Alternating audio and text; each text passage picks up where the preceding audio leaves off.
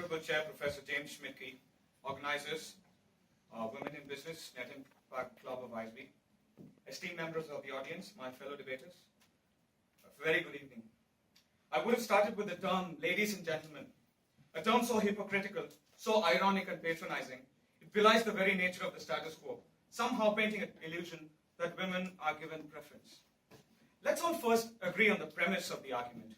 Women are different from men in many ways, biologically, emotionally, and that men and women are not considered equal in the eyes of the society.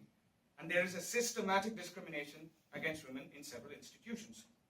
Let's agree on this premise because in any intelligent debate, unless there's a common platform, there's no point arguing on the conclusion without agreement on the premise.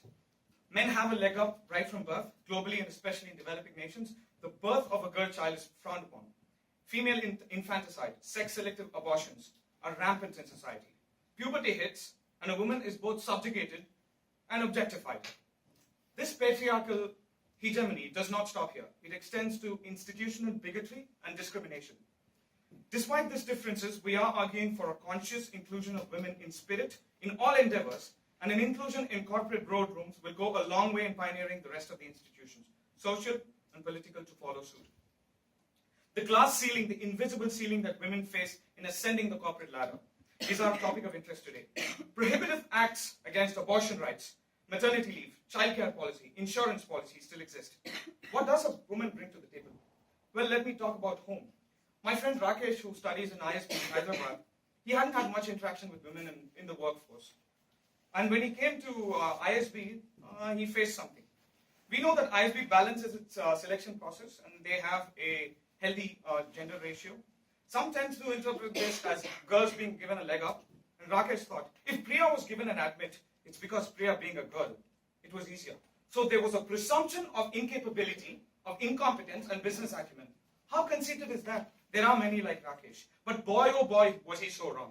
Rakesh's study group mates, the women he worked with on projects, showed him their capability, their resourcefulness, their diligence in leadership, their presence of mind, the presentation skills, their empathic thinking, and the ability to speak up. But why did he realize that? There's only one reason.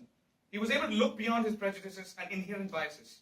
He acknowledged them. And how better would you do them? By inclusiveness. Let's understand the bias of the patriarchal society has set up and will continue to select male preferentially in the workforce. One great way to overcome this is to level the playing field. And a woman in the boardroom will act as a top-down, trickle-filter approach to achieving this. It is not going to be easy. Are we talking about a government-instituted rule in corporate law? Is there going to be a tax incentives for employers who include women? Will it be accepted? Well, let me give you an analogy in the United States Constitution, a framework document of a mere 4,000 words that has existed for over 250 years. Okay? This document first allowed only white males who own property to vote. It took almost 150 years for women to get the vote, for the suffrage movement to take place.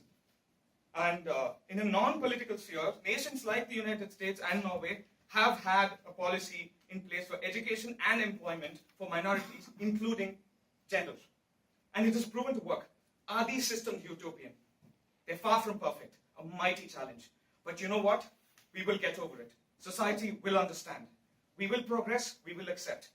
Regardless of whether you agree with them on a political basis, the CEO of countries, Golda Meir, Indira Gandhi, Margaret Thatcher, Aung San Suu Kyi, Benazir Bhutto, even Condoleezza Rice, female leaders have indeed made an impact in global politics.